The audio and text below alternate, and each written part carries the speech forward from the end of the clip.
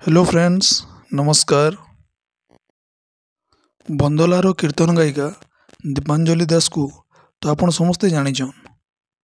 से बहुत वर्षर बहुत सुंदर कीर्तन करी आसुचन आ सेतिले से सबुआडे परिचितान। किंतु दुखर कथा गत 2 तारिख रातिरु तांकर किछि सोर खबर नहीं मिलबार से निखोज अछन। तांकर स्वामींकर कहबार अनुसार से गत 2 तारिख रातिरु केनाडे चली जाइछन।